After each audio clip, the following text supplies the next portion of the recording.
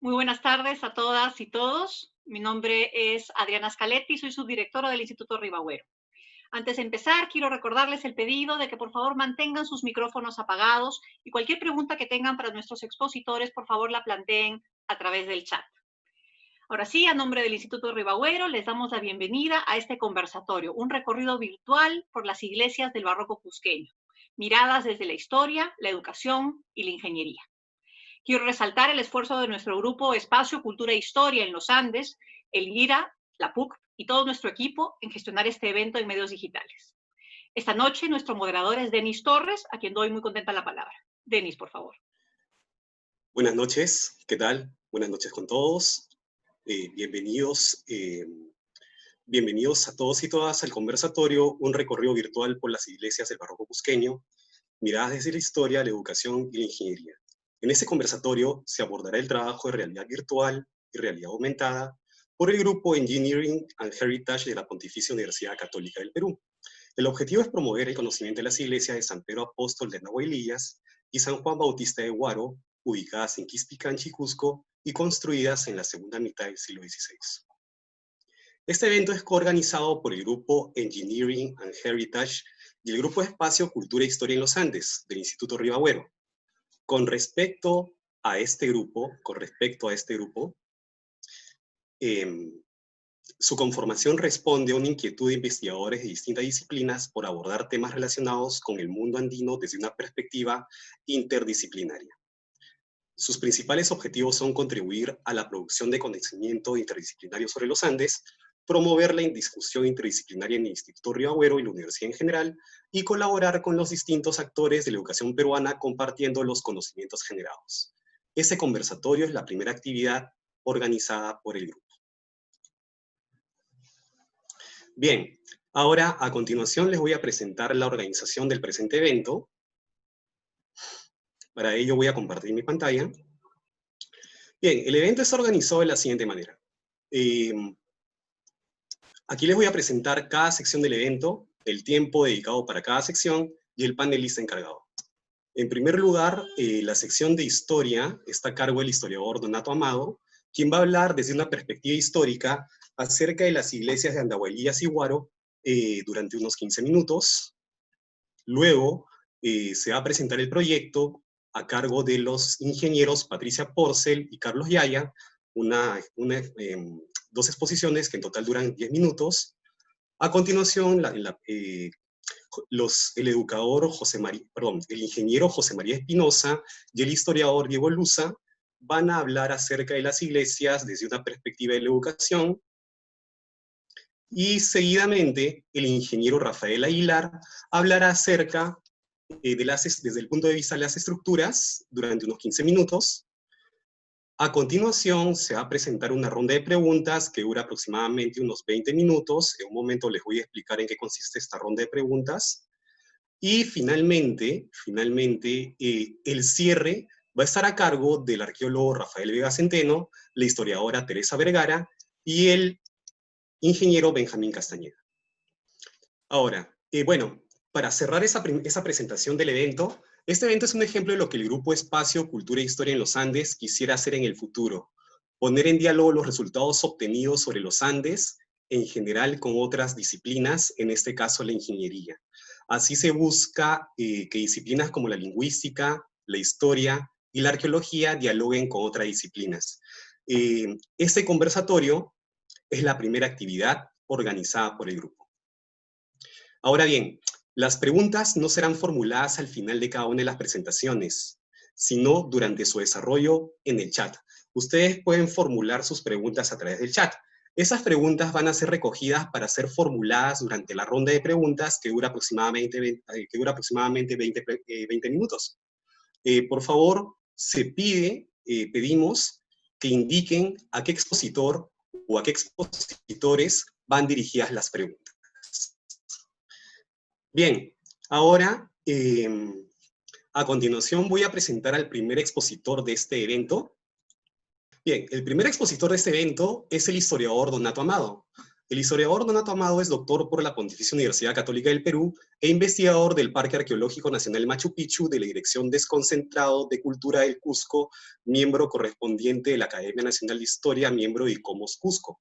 Sus trabajos desarrollan con especial atención el proceso histórico del Santuario Histórico de Machu Picchu. Es autor de numerosos artículos y libros. La descendencia de don Cristóbal Paulo Inga y sus privilegios, documentos de Provenza y testamentos del siglo XVI, XVII, 2016, y el estandarte real y la Maja y Pacha, historia de una institución inca colonial, sea PUCP 2017. Entonces, les cedo la palabra al historiador Donato Amado. Muy bien. Los incas del Cusco del siglo XVI tienen la jurisdicción de 10 leguas a la redonda de la ciudad del Cusco. Esto quiere decir aproximadamente 50 kilómetros a la redonda de la ciudad del Cusco. Por consiguiente, los pueblos de Urcos, Huaro, Andahuaylillas o Andahuaylas la Chica, Oropesa, hay un vínculo de parentesco con los descendientes incas del Valle del Cusco. Es así, por ejemplo, los principales del pueblo de Huaro tenían derecho a tierras dentro del núcleo de la ciudad del Cusco, como por ejemplo en Pumachupan y Mutcapuquio. Una segunda característica en esa perspectiva es que los pueblos Huaro y quehuares, ayllo-quehuares y andahuaylillas, eran eximios en tejidos finos, como axo de quehuares negro, y cuyos colores eran azul y amarillo. Ligias de huarosuyo, que se caracterizaban por ser pardas, que tenían listado de blanco y negro. Por otro lado, los pueblos de Oropesa, Andahuaylillas, Huaro, Urcos, están ubicados en el Camino del Collasuyo, posteriormente denominados el Camino Real de la Villa Imperial de Potosí. También son considerados estos pueblos por estar ubicados en la puerta de ingreso hacia los Andes de Paucartambo y Marcapata, es decir, hacia el Antisuyo. Una segunda característica y resaltar a estos pueblos es la conformación y la organización de los ayllos de los pueblos de Andahuaylillas y Huaro. Dentro de la organización de la población de Andahuaylillas y Huaro, se destacan por lo menos 3 tipos de población. Los ayllos cuyos descendientes son incas, que son los incaconas, Huáscar Quewar, Coscosa, que creemos que esta población, estos ayllos incas, hablaban el quechua. La segunda población que está organizada son los ayllos locales, Rayanyacta, Sayaj, Sincicaya y Yahuasi, que creemos que hablaban el aymara. Y el tercer grupo de población son los mitmas, que las mismas son cañaris, ¿no? Quintillacta y Parayacta, que creemos podrían hablar puquina. Y estos pueblos también son los plateros de Huayna Cápac, y que estos plateros, de acuerdo a los estudios que hemos realizado, son los Chinchaysuyo, y por consiguiente constituyen el Itma Chinchay, los plateros de Huayna Cápac. Estos ayllos, en el año 1572, se congregaron en el pueblo de Nuestro Señor de San Pedro de Andahuaylillas, la Chica, y el pueblo de Nuestro Señor de San Juan Bautista, Huaro, ¿no? Entonces, por consiguiente, la reducción de ayllos, el tercer concilio de Limense, promovió un proceso de evangelización cristiana y extirpación de idolatrías. Estos, a su vez, dinamizaron la construcción de las iglesias y el establecimiento y la institucionalización de las cofradías. la fundación de las cofradías, va a ser un mecanismo fundamental para la extirpación de idolatrías. En este proceso de evangelización se expresa claramente la personalidad del bachiller Joan Pérez Bocanegra, cura de la parroquia de Nuestra Señora de Belén y del pueblo y doctrina de Andahuaylillas. Entonces, vamos a referir las referencias inéditas respecto a la personalidad de Juan Pérez Bocanegra. De acuerdo al poder de testamento del año 1614 de Juan Pérez Bocanegra, señala claramente que es natural de la ciudad de Trujillo, de los reinos del Pirú y obispado de la ciudad de los Reyes. Es hijo de Pedro Pérez Bocanegra y de Isabel Pérez Bocanegra. En esta última parte, curiosamente, también se repite el mismo apellido, que estamos precisando aún más si es que hay una equivocación. Juan Pérez Bocanegra debió llegar al Cusco hacia los finales del siglo XVI. Precisamente en la documentación del archivo aparece en el año 1595, señalando que es clérigo presbítero residente en la ciudad del Cusco. En el año 1611 ya aparece como cura de la parroquia de Nuestra Señora de Belén. En el año 1617, Joan Pérez otorga un poder y señala que es el cura del pueblo de Andahuaylillas y visitador general eclesiástico de la provincia de Aymaraes y Abancay, obispado del Cusco. Según este poder de testamento a favor del licenciado Francisco Calderón Robles, canónigo doctoral de la Santa Iglesia Catedral del Cusco, pide a este poder dante que su cuerpo de Joan Pérez Bocanegra sea enterrado en la Iglesia Mayor del Cusco, es decir, en la catedral. Pero esta última referencia, también inédito, que en el año 1618 los indígenas y principales del pueblo de Andahuaylillas La Chica hacen una donación a favor de Joan Pérez de Bocanegra, cura que fue del pueblo de Andahuaylillas, una sepultura y entierro en la peña del altar de Nuestra Señora de Monserrate. Esta información es inédita, de acuerdo a la información recogida en los archivos regionales del Cusco, que evidentemente va a marcar una reinterpretación, por lo menos en la personalidad de nuestro personaje, Joan Pérez Bocanegra. Un tercer aspecto es la construcción de los altares mayores de Andahuaylillas, Huaro y Urcos, podríamos decir así.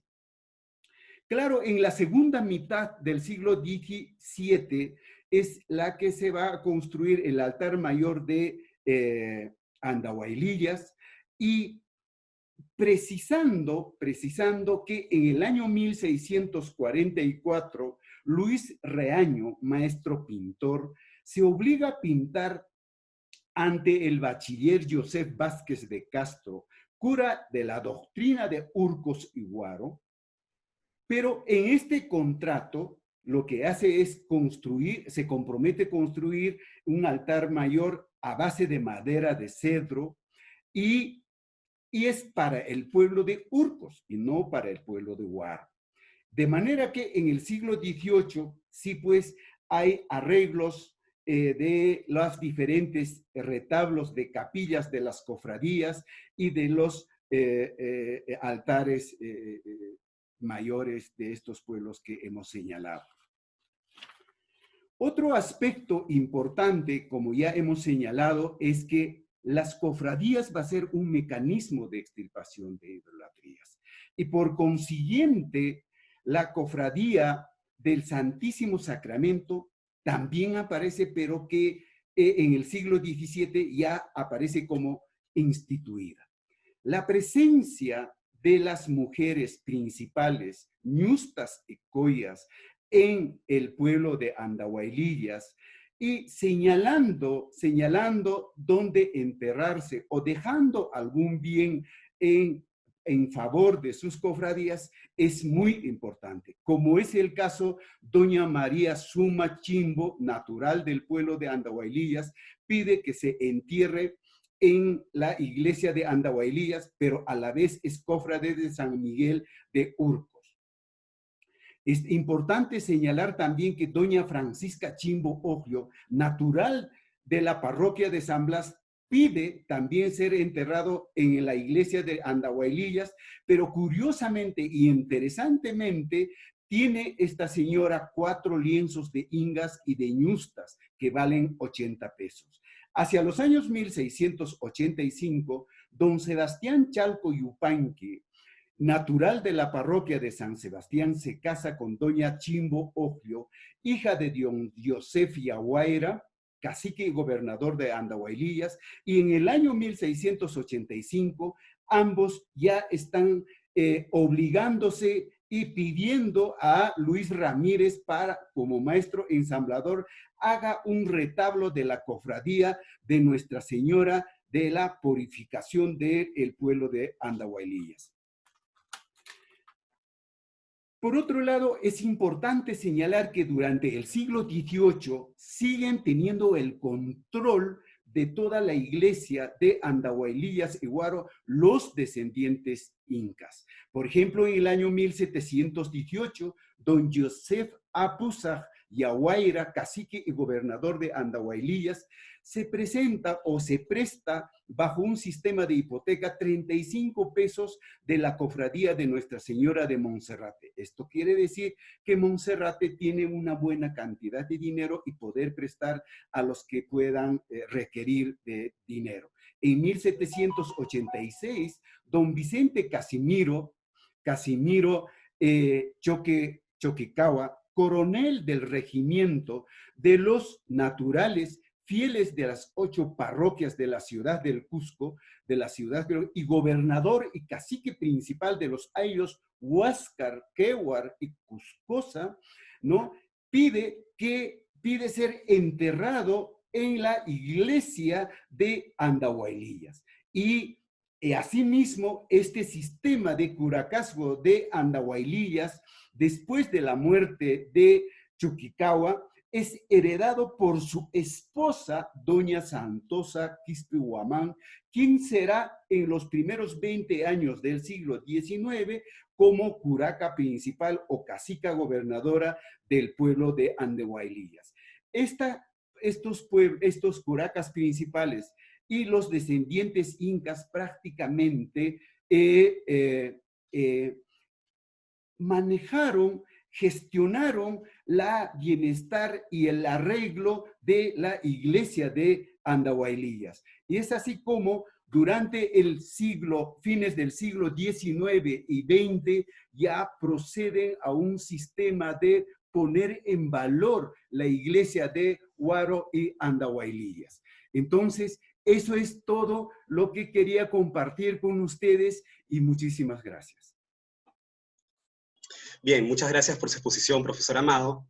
Bien, ahora continuando con nuestro programa, voy a presentarles a los ingenieros Carlos Yaya y Patricia Porcel, quienes van a presentar el proyecto. ¿Sí? Carlos Yaya es egresado de la Facultad de Ingeniería Electrónica de la Pontificia Universidad Católica del Perú. Es profesional especializado en Laboratorio de Engineering and Heritage de la sección de Ingeniería Civil de la Pontificia Universidad Católica del Perú, predocente del curso de Ingeniería de la Conservación en la Facultad de Ingeniería Civil de la misma universidad. También es especialista en reconstrucción digital y modelamiento 3D de estructuras patrimoniales, desarrollo de entornos virtuales en Unreal Engine 4 y de aplicaciones en realidad aumentada y web en Unity. Con respecto a Patricia Porcel, ella es egresada de la Facultad de Ingeniería Electrónica de la Pontificia Universidad Católica del Perú, es investigadora del Laboratorio de Engineering and Heritage de la sección de Ingeniería Civil de la misma universidad. También es especialista en reconstrucción digital y modelamiento 3D de estructuras patrimoniales, desarrollo de aplicaciones en realidad aumentada en Unity. Bien, entonces le cedo la palabra para empezar. Le cedo la palabra entonces para empezar a Patricia. Buenas tardes con todos. Mi nombre es Patricia Porcel y el día de hoy les voy a explicar un poco más acerca del proyecto Patrimonio Virtual. Siguiente, por favor. El proyecto Patrimonio Virtual nace de la idea de integrar tecnologías como la realidad virtual y la realidad aumentada a tres aspectos importantes para la difusión del patrimonio cultural: el turismo, la educación y la ingeniería. Se utilizó como caso de estudio las dos iglesias mencionadas previamente, que son importantes para la ruta del barroco andino: la iglesia San Pedro Apóstol de Andahuaylillas y la iglesia San Juan Bautista de Huaro. Ambas iglesias son parte del patrimonio cultural peruano debido a su alta presencia de lienzos de la escuela cusqueña y sus emblemáticas estructuras. La iglesia de Huaro destaca por su alto contenido de pinturas murales y Andahuaylillas es conocida como la Capilla Sixtina de Latinoamérica. A continuación, le doy el paso a Carlos Yaya, quien explicará a detalle la recolección de datos para el proyecto. Muchas gracias, Patricia. Sí, mi nombre es Carlos Yaya y les voy a explicar la parte inicial del proyecto, que fue la recopilación de información en campo, ¿no? Nosotros realizamos un viaje a Cusco, en el cual se determinó que se debía realizar el levantamiento de información geométrica, es decir, capturar todas las formas de las iglesias mediante tres maneras, ¿no? La primera fue la fotogrametría, que es el procedimiento mediante el cual se puede obtener un modelo tridimensional en base a correlación de fotografías. Entonces, se usaron, en este caso, drones y cámaras digitales para obtener un modelo tridimensional, como pueden ver en la imagen de la izquierda.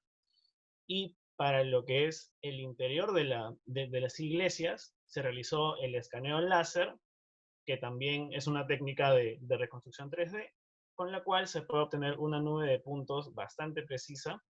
Y también se realizó lo que es el recorrido 360 con el dispositivo que pueden ver en la imagen de la derecha, el cual permite hacer una correlación de fotos 360 en este caso, y generar un recorrido fluido. Ahora lo vamos a ver en un momento.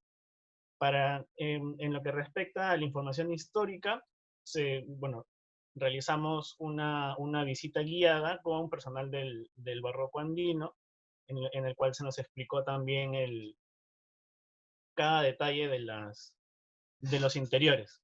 Y también se realizó un análisis de las estructuras en base a mediciones para definir tipologías estructurales y poder definir, hacer, digamos, como un inventario de los materiales utilizados en cada iglesia. Y en este caso, en este tercer punto, no fue solamente las dos iglesias, Andahuaylillas y Huaro, sino que se hizo un mapeo general en 22 iglesias de Cusco, ¿no? Esto también se va a mencionar más adelante. Siguiendo con el recorrido, ya con la información recopilada, se procedió al desarrollo de los recursos y posteriormente de las aplicaciones. Entonces, a partir de esta información, se generaron recorridos en 360 grados de los interiores que pueden aplicarse tanto en realidad virtual como en aplicaciones web y móviles que se pueden ver a través del celular. Estos recorridos fueron utilizados mediante modelos 3D que fueron utilizados a partir de la geometría obtenida por la fotogrametría con drones. Y la información obtenida en el viaje también se plasmó en el recorrido mediante puntos particulares de información, puntos interactivos. Y la información tipológica, la tipificación de las iglesias, permitieron generar modelos tridimensionales que representan las estructuras básicas de estas iglesias en Cusco, que al final son parte de una aplicación que también se va a mostrar, una aplicación en realidad aumentada. Y también se generaron una serie de fichas técnicas acerca de las estructuras y los materiales empleados en la edificación de estas iglesias. Sobre los recorridos 360, el personal ahorita del instituto les ha compartido por el chat el link. Ahorita vamos a ver un video, el cual muestra la navegación a través de este recorrido. Primero comenzamos por la iglesia de Andahuaylillas. Este recorrido ya cuenta con los puntos de información. Esto es un video, y ustedes van a poder verlo a través de la página web con total libertad. Pueden acceder a la información de cada punto. Hay información sobre las naves, sobre las capillas, sobre los altares, incluso sobre también los techos de la iglesia. Y también se puede ver la información geométrica que se obtuvo de los recorridos. Este de aquí es el recorrido, bueno, la navegación en la iglesia de Guaro. Esta es la nave principal. Claro que ustedes van a poder acceder mediante los enlaces de manera totalmente libre a ver las iglesias. Entonces, siguiendo con lo desarrollado en el proyecto, los recorridos 360 fueron una parte importante, y también se generó el recorrido en realidad virtual. Esta herramienta de realidad virtual fue diseñada para usar mediante los cascos y los controles de realidad virtual. Aquí incluso se modeló hasta los exteriores de la iglesia, ¿no? La plaza, se generaron también las montañas, y se agregó contenido adicional. Por ejemplo, este video se puede ver en tiempo real en la experiencia. Es un video generado por los niños, por un grupo en Andahuaylillas mismo. Se quiso agregar por un tema de valor agregado al video. Se puede recorrer también la iglesia en la periferia, y se puede hacer un recorrido por el interior también de manera libre, mediante el control remoto. Y lo interesante es que es una inversión total en la iglesia y en su periferia. Entonces, a continuación, le voy a devolver la palabra a Patricia para que nos explique un poco más sobre las aplicaciones en realidad aumentada y las aplicaciones móviles desarrolladas. Ok, muchas gracias, Carlos. Les voy a explicar un poco de qué se trata la realidad aumentada. La realidad aumentada es una herramienta que permite la visualización de elementos tridimensionales a partir de targets. Estos targets pueden ser 2D o 3D, es decir, pueden ser imágenes como planos o imágenes de postales, o también un elemento tridimensional que podría ser un cubo o un modelo tridimensional cualquiera en realidad. Como se ve en el video, al apuntar la cámara, la aplicación de realidad aumentada lo que hace es identificar el target, que en este caso es el plano en planta de la iglesia de Guaro, y proyecta el elemento tridimensional texturizado de la iglesia. Siguiente, por favor. Para este proyecto se realizaron 3 aplicaciones móviles, cada una correspondiente a los 3 ámbitos que abarca el proyecto. Las aplicaciones se encuentran desarrolladas actualmente solo para Android, está en proceso de desarrollo para iOS, y los links de descarga los pueden encontrar en la página web del proyecto, que me parece que ya los han compartido mediante el chat.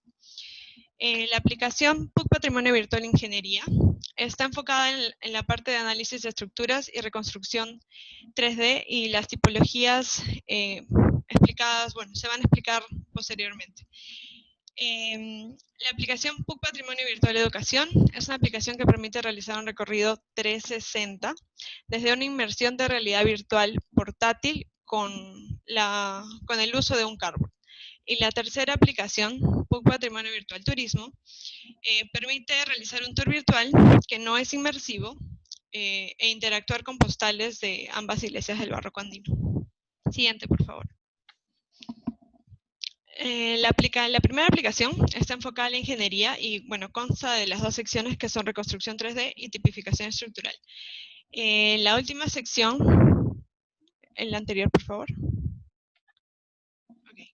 En la última sección, en la sección de tipificación estructural, se puede observar en el video, la aplicación te permite interactuar con los modelos 3D de las iglesias que permitieron realizar la tipificación.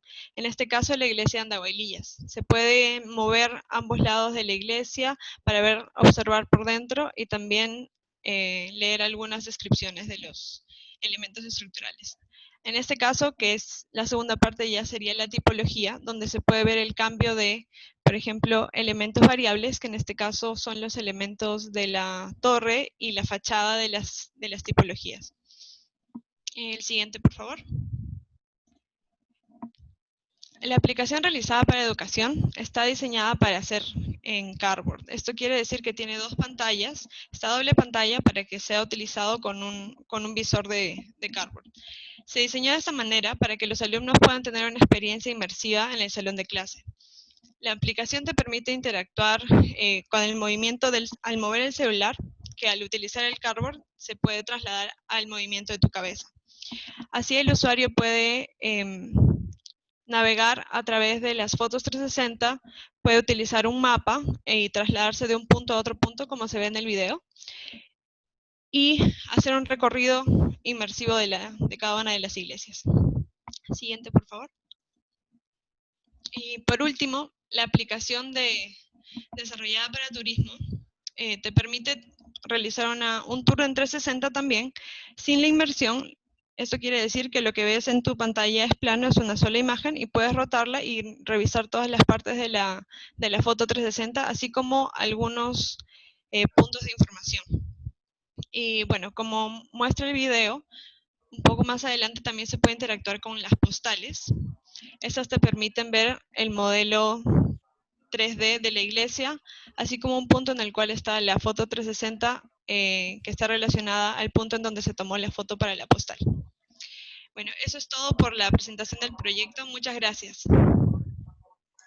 Muchas gracias, Patricia. Muchas gracias, Carlos, por la presentación del proyecto, de este proyecto. Bien, continuando con la programación de este evento, vamos a cederle la palabra al ingeniero José María Espinosa y al historiador Diego Luza. Con respecto a José María Espinosa, él es máster en Ingeniería en Medios para la Educación por la Universidad de Poitiers, en Francia. Es ingeniero informático por la Pontificia Universidad Católica del Perú. Actualmente ejerce de coordinador del área Innovatic en el Centro de Excelencia de Enseñanza y Aprendizaje de UTEC. Ha ejercido como coordinador de innovación en la Universidad Nacional Agraria La Molina y es docente en la Maestría de Integración e Innovación Educativa de las TIC PUCP desde 2015. También es miembro del grupo de investigación EduTech PUCP. Diego es licenciado en Historia y Magíster en Desarrollo Humano por la Pontificia Universidad Católica del Perú. Está enfocado en la investigación sobre la educación impartida en los contextos escolares, las interacciones entre estudiantes y los docentes, las emociones y el contexto de aprendizaje y la educación intercultural en el Perú. Actualmente labora como profesor de Ciencias Sociales en el Colegio Alexander von Humboldt. Ambos van a presentar entonces el proyecto desde el punto de vista de la educación. Le cedo la palabra a José María. Bien, buenas noches. Yo les voy a presentar ahora, después de que ya nos han presentado el proyecto, de cómo se ha digitalizado todo el contenido, pues el reto ahora es llevarlo a la educación. Y sobre todo pensando en una tecnología tan emergente como es la realidad virtual, seguramente propone muchos desafíos, no solamente para los docentes, sino también para los estudiantes que ven una nueva tecnología incorporada en el aula, pero también seguro es un reto para las instituciones que piensan en la inversión que tendrían que hacer para poder integrar este tipo de tecnología dentro de las aulas. Entonces, este proyecto intentó acercar esta tecnología hacia las instituciones educativas, pero también hacia los ojos de los niños, poniendo en puesta de valor las iglesias del barroco andino, del Cusco. Por ello es que un grupo de especialistas, conformados también por mi persona, y educadores, entre ellos están Kimberly Abanto, Catherine Quispe, Amado Vázquez, que también fueron parte de este proyecto como profesionales del sector de educación, pues nos permitieron elaborar un proyecto que acercara esta tecnología hacia las instituciones educativas. Lo que le vamos a mostrar a continuación es parte de esa experiencia. Las queremos contar desde un propósito pedagógico de incorporación de las tecnologías y también sobre el uso y apropiación de estas tecnologías, emergentes sobre todo. Bien, siguiente, por favor.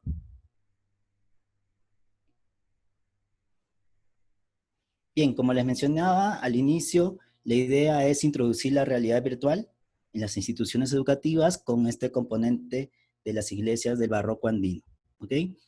¿Para qué? Para que podamos así hacer posible que los niños puedan viajar de una manera virtual hacia la importancia del patrimonio que tiene el Perú y en este caso de las iglesias del barroco andino, para que puedan conocer a través de esta su historia, su cultura, ¿no? Su propia historia, su propia vivencia.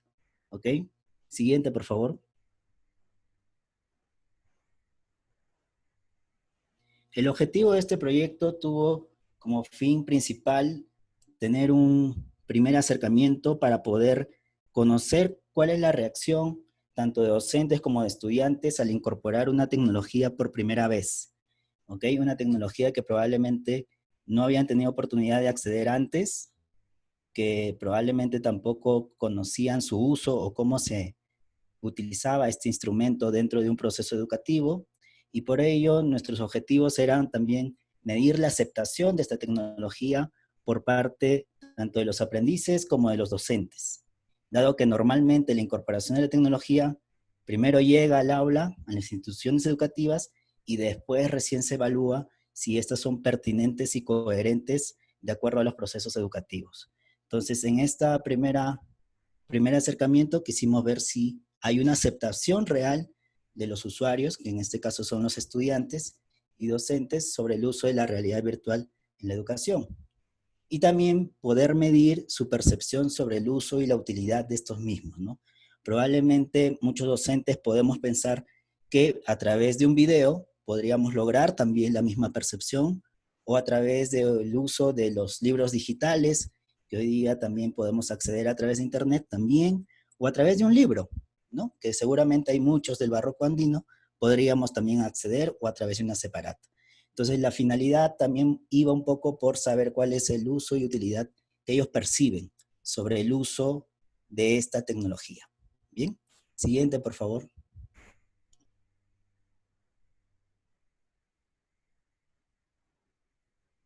Bien, aquí ya les vamos a comenzar a mostrar las diferentes fotografías que hemos tomado a lo largo de la experiencia para que ustedes puedan visibilizar un poco la propuesta pedagógica.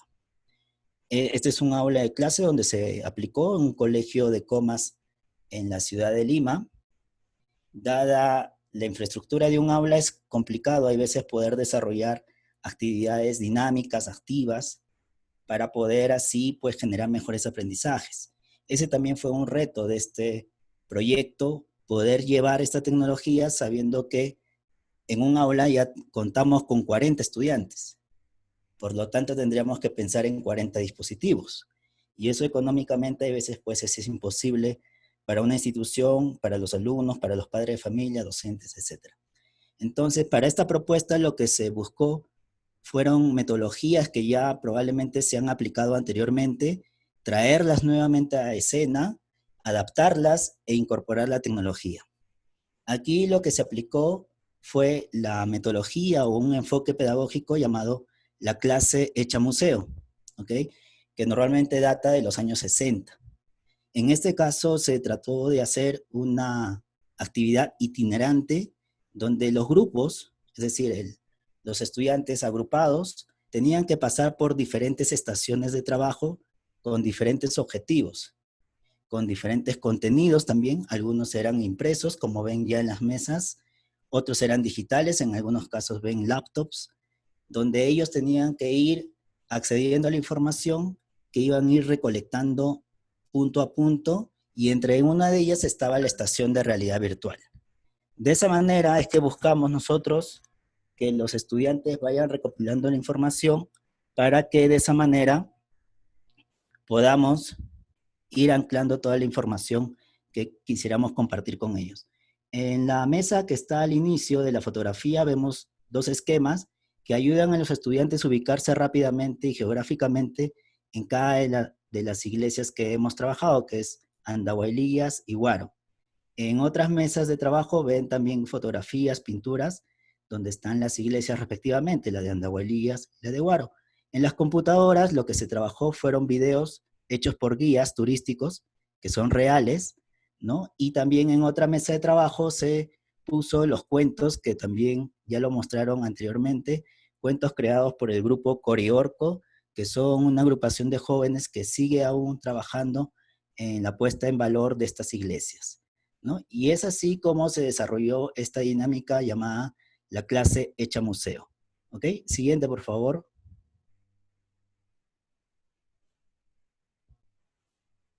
Aquí ya vamos a ir pasando un poco por la experiencia, ya vemos que los niños comienzan a participar de manera activa, cuando ya se les comienza a explicar cuál va a ser la secuencia, la dinámica, ellos van pasando, vamos pasando las imágenes, por favor.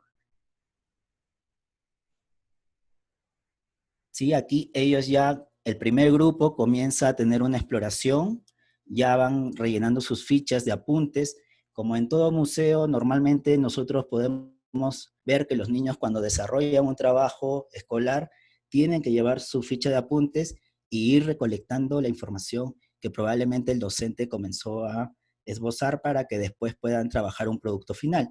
De esa misma manera, ellos iban desarrollando a la par que iban explorando el espacio, iban ya rellenando sus fichas de trabajo, como se ve en las imágenes. Siguiente, por favor. Sí, aquí vemos ya algunas fichas rellenadas por ellos. Siguiente. Aquí nos detenemos un ratito en... exacto. Justo aquí ya podemos ver un elemento nuevo que son los audífonos. Justamente que ya comienzan ellos a interiorizar un poco más y a tener una sesión mucho más inmersiva. Si bien al inicio es una sesión inmersiva visualmente, en este caso ya comenzamos también a interactuar con los sonidos, lo cual permite a ellos tener una mayor percepción de presencia en el espacio, ¿no? Porque pueden ya ir recopilando sonidos que encuentran en el ambiente o también accediendo a materiales que están publicados en los espacios virtuales, como eran los videos que presentaron anteriormente. Siguiente, por favor. Aquí vemos también, siguiente, cómo están trabajando en grupos. Y aquí ya vamos a presentar un poco la parte de los productos, donde ellos, después de haber recopilado y haber hecho una, digamos, un recorrido itinerante por las diferentes estaciones de trabajo, tenían que plasmar con aquello que ellos se quedaban de toda la propuesta de contenidos. En esta propuesta ellos tenían que representar a manera de pintura, ¿no? Aquello que les ha llamado la atención en relación a que si estas iglesias eran diferentes a las que ellas conocían, por qué eran diferentes, por qué existen este tipo de iglesias, si habían visto antes o no este tipo de iglesias, y de esa manera ellos iban construyendo en base a sus pinturas, con lo que ellos se quedaban de todo el contenido trabajado. Cabe resaltar que el contenido que trabajamos con las iglesias del barroco andino fueron el bien y el mal, que es un contenido que fácilmente es trabajado por los estudiantes y que las iglesias muestran muy bien, ¿no? Dado que estaban destinadas a la evangelización, ¿no? Entonces, siguiente, por favor. Aquí podemos ver sus productos, ¿no? Cómo ellos representan lo que se habían recorrido ya previamente en las estaciones de trabajo. Siguiente.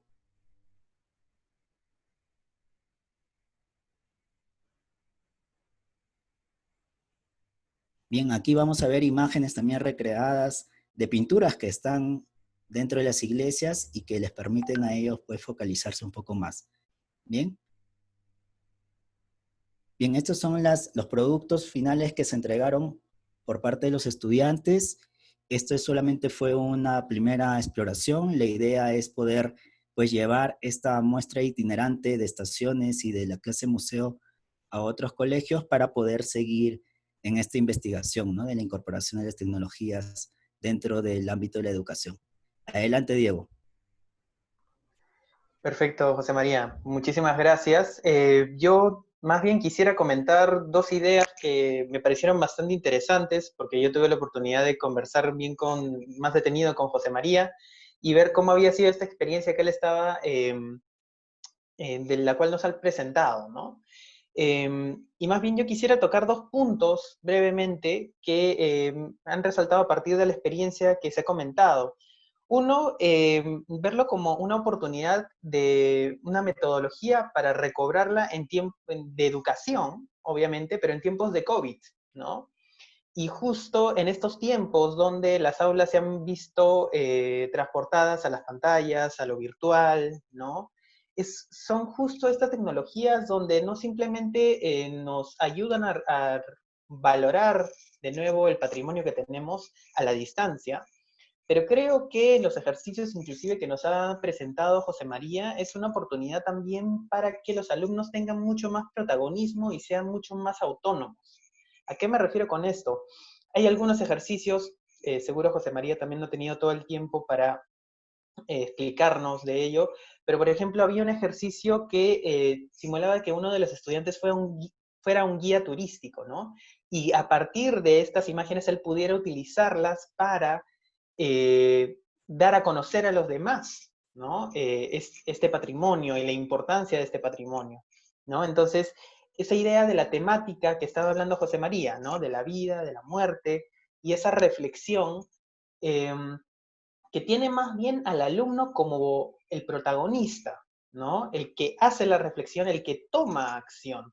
Y yo me acuerdo muchas veces cuando preguntaba a mis abuelos, a mis padres, algunos me contaban que sus profesores a veces le decían que vayan a los museos, ¿no? A hacer distintos ejercicios, pero este ejercicio que nos ha mostrado José María, por ejemplo, es un ejercicio bastante activo para el estudiante, y el profesor más bien, no digo que no cumpla un rol, pero es un rol más de guía, y es más, el estudiante es mucho más activo, ¿no? Entonces, este tipo de tecnologías permiten esto, que el estudiante sea más autónomo y asuma roles mucho más protagónicos en el aprendizaje. Como dijo José María en un momento, ¿es un reto para las instituciones? Sí, pero un reto en el buen sentido, para que los estudiantes también sean protagonistas de esta valoración del patrimonio.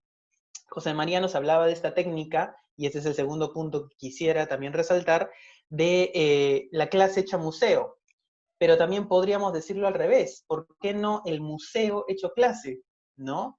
Y me refiero a hecho clase en el sentido de cuál va a ser la relación que tiene el patrimonio con los estudiantes, ¿no? Ya no es simplemente un guía y que explique las cosas, ¿no? No digo que los guías también tengan una tarea importante a la hora de, digamos, comunicar los contenidos, pero imagínense que creo que este tipo de tecnologías nos invita a reflexionar y a ver cuál es la interacción que se quiere con las personas que visitan los museos, perdón.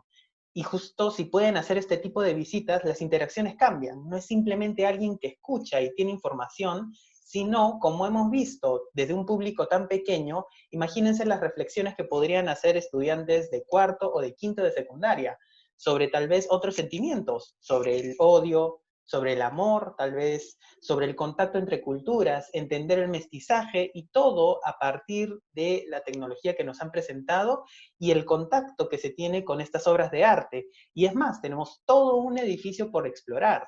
Tenemos portadas, tenemos inclusive mensajes en todas estas iglesias. Entonces, me parece que es una oportunidad, como digo, número uno, para justo en estas circunstancias de COVID, ver una oportunidad de nuevos aprendizajes para tener a los alumnos como protagonistas, y número dos, para pensar cómo en esta interacción entre las personas y el patrimonio se va a dar, yo creo, ya una interacción diferente en estos espacios que llamamos los espacios de patrimonio. No solo digo museos, estamos viendo en este caso también las iglesias que se visitan, ¿no? Hablemos de otros edificios importantes, todo lo que consideramos patrimonio material. Deberíamos pensar de nuevo cómo queremos que interactúe el público con el patrimonio. ¿Lo va a observar simplemente? ¿Qué herramientas le damos para que haga ese tipo de reflexión, que creo que no solo se puede dar en las edades que ha mencionado José María, sino que creo que haciendo el esfuerzo puede darse para toda edad y todo público? Muchas gracias. Muchas gracias, Diego. Muchas gracias, José María, por sus presentaciones. Continuando con nuestro cronograma, ahora le voy a hacer el turno al ingeniero Rafael Aguilar para que nos hable acerca del proyecto desde el punto de vista de las estructuras. Rafael Aguilar es doctor en Ingeniería Civil por la Universidad de Minho, Portugal, y actualmente es profesor principal del Departamento de Ingeniería de la Universidad Católica. El profesor Aguilar es coordinador de la sección de Ingeniería Civil y también es director del Grupo de Investigación Ingeniería y Patrimonio y miembro del Grupo Modificación de Materiales. El doctor Aguilar tiene colaboración activa con universidades nacionales y extranjeras y ha liderado una serie de proyectos de investigación en las áreas de ensayos no destructivos, diagnóstico de edificios patrimoniales, análisis sísmico avanzado, monitoreo estructural, control de vibraciones y desarrollo de nuevos materiales. Entonces, le cedo la palabra al profesor. Bien, buenas tardes con todos. Muchas gracias por la introducción. Bien. Es un placer exponer a 270 personas en la sala. Yo quiero agradecer al trabajo que han hecho nuestros amigos del grupo Espacio, Cultura e Historia en los Andes y al grupo de Ribagüero. Yo soy ingeniero estructural, entonces algunos de ustedes se preguntarán qué cosa hace un ingeniero en una charla de historia. Y bueno, les voy a intentar explicar que en realidad hacemos mucho. Mi especialidad, una vez más, es ingeniería estructural y me he dedicado desde hace más de 10 años a trabajar en edificios patrimoniales. ¿Ok? Y es un placer trabajar esto en Perú, ¿no? Donde deberíamos ser líderes en todo el mundo, porque concentramos una riqueza histórica inmensa. Entonces, desde que creamos el grupo de investigación, nuestro objetivo fue justamente intentar que la gente entienda el valor del patrimonio. Y para que la gente entienda y sepa cuidar su patrimonio y decida cuidar su patrimonio, necesita entender lo que existe en el Perú. Lamentablemente, maravillosamente, el Perú es riquísimo en esto, pero lamentablemente nuestra gente no conoce. Y el avance tecnológico permite que esto ya no sea una barrera. Entonces, además, esto calzó como anillo al dedo en toda esta emergencia mundial. Entonces, tener acceso a estas herramientas virtuales es realmente maravilloso. Yo les voy a explicar un poquito cómo ayuda este proyecto para entender conceptos básicos de ingeniería. Entonces, el Perú es un país de grandes civilizaciones, pero también es un país con historia de sismos severos. Estas son algunas imágenes de lo que ocurrió en Cusco en 1950. Entonces, hubo un sismo fortísimo en 1950 y destruyó muchísimas construcciones. Construcciones características, típicas además de nosotros, por las que estamos muy orgullosos. Y esto nos afectó muchísimo. Sismo de 1950 destruye mucho y mató muchas personas. ¿Solo pasa en la antigüedad? No. En el sismo del 2001, en Arequipa se cayeron, por ejemplo, las torres de la catedral y hubo un impacto tremendo, ¿no? Más recientemente, en el sismo del 2007, miren, este sismo duró casi 3 minutos. Ica quedó devastada. Las principales iglesias de Ica quedaron devastadas. Esta es una iglesia, es la iglesia de Luren, del señor de Luren, que quedó en graves condiciones. Entonces, vivimos pues en un país sísmico y tenemos mucho patrimonio que cuidar. Y entonces, tenemos que cuidarlo con la mayor tecnología posible. Felizmente, eso existe. Entonces, la filosofía de cuidar el patrimonio en este momento, lo que intenta hacer entender es que los edificios, patrimoniales o no patrimoniales, se deberían entender como un paciente que va al médico. El paciente, o los pacientes, los médicos son los ingenieros que intentan tratar esto. Cuando un paciente va al médico, no le dice, opérame. Le dice, hazme entender qué me está pasando. Y el médico, para hacerle entender, lo que hace es una serie de ensayos de diagnóstico. Y ese es un poquito el proceso que hay que seguir para tratar a los pacientes, a los edificios que estarían enfermos. Entonces, el rol de la ingeniería en la conservación del patrimonio histórico se puede dividir justamente en esta analogía del médico que va tratando pacientes. Y lo que se identifica inicialmente es una necesidad de evaluación. El paciente va porque hay un problema. el edificio tiene un problema. Y entonces lo que se hace inicialmente es una evaluación preliminar, un proceso de triaje. Se intenta recopilar información. ¿Qué ha pasado con el edificio? ¿Cuál es la historia? ¿Se saben de daños? ¿Se saben de amenazas que están ocurriendo en ese momento? Si se consigue recopilar toda la información completa, entonces yo puedo ir directamente a una etapa de diagnóstico. Si no tengo esa información, la tengo que crear. En muchos casos, cuando hablamos de edificios históricos, la respuesta es que no existe información, no se sabe quién construyó, no existen planos, no se sabe qué material se utilizó. Y en muchos casos, digamos, las superficies exteriores, las paredes, están totalmente pintadas, ¿no? Y hacen difícil un proceso de diagnóstico más detallado. Pero es posible hacer unos ensayos de rayos X. Todo, endoscopías, todo lo que pasa con un ser humano es posible aplicar a una infraestructura. Después de que uno tiene la información completa de que ha creado la información, se pasa a una etapa de intervención, que es la terapia, pero como cualquier persona, después de que el médico operó, después de que se recetaron las medicinas, siempre hay un proceso final que se llama monitoreo, que es un proceso de control, que es muy poco utilizado cuando empezamos a hablar de edificios. Pero como ustedes comprenderán, si es que entendieron la analogía del doctor y el paciente, es un proceso natural dentro del proceso de conservación. Les voy a explicar un poquito de qué se tratan algunos conceptos claves. Así sale nuestro trabajo de patrimonio virtual. Entonces, intentamos integrar tres conceptos: turismo, educación e ingeniería. Tres conceptos que además se integran debido a que nosotros íbamos levantando muchísima información cuando hacíamos trabajo de ingeniería. Levantábamos información visual, numérica, magnitudes, y simplemente la data que levantábamos quedaba como bases de datos sueltas. Entonces, el reto era poder integrar de tal manera que pueda ser útil para otras cosas. Y creo que lo hemos logrado. Entonces, hemos sacado cosas muy interesantes para turismo, educación y para entender conceptos básicos de ingeniería. Si nosotros hacemos clic en la parte de ingeniería, si nos metemos al mundo de ingeniería, vamos a ver tres partes fundamentales, cosas que se llaman tipificación estructural, reconstrucción 3D y monitoreo, y yo me voy a centrar en dos en este momento. Primero, en la parte de tipificación estructural.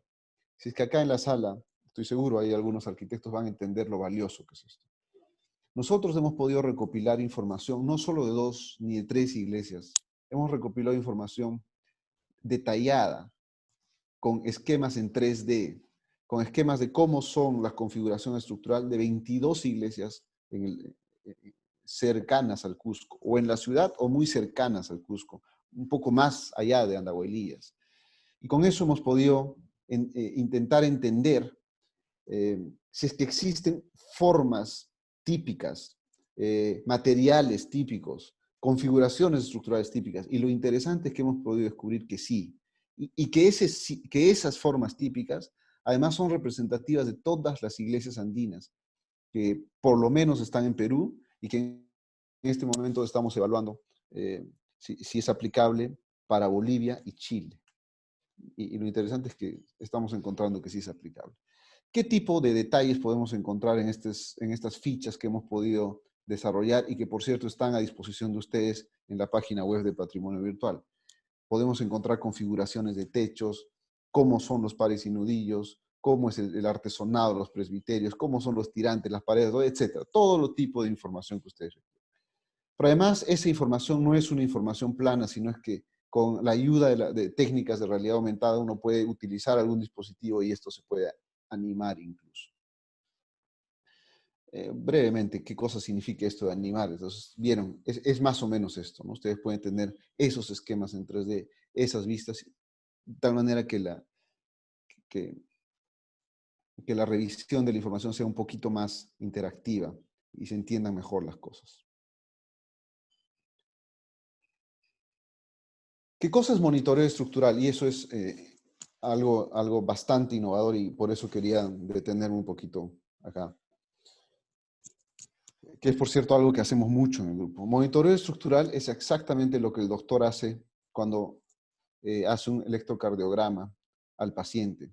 Es intentar medir algún tipo de parámetro que pueda ser una cuantificación de la respuesta de la estructura. Nuestro grupo ha desarrollado habilidades especiales para hacer esto, de tal manera que nosotros podamos extraer respuestas del comportamiento estructural en el tiempo. Pero ¿qué cosa es un sistema de monitoreo? Un sistema de monitoreo es meter instrumentos, ¿okay? Es colocar instrumentos, diversos tipos, desde sensores que miden la temperatura ambiental o la humedad del medio ambiente hasta sensores que miden la vibración, el movimiento de paredes, el movimiento de fisuras, etc. Yo estoy seguro que también es difícil de entender, pero si les muestro un video que es este de acá y les digo, miren dónde están ubicados los sensores, miren de qué se trata un sistema de monitoreo, entonces ahora es mucho más fácil. Y esto es lo innovador que tiene el proyecto, ¿no? Esta es la estación central, por ejemplo.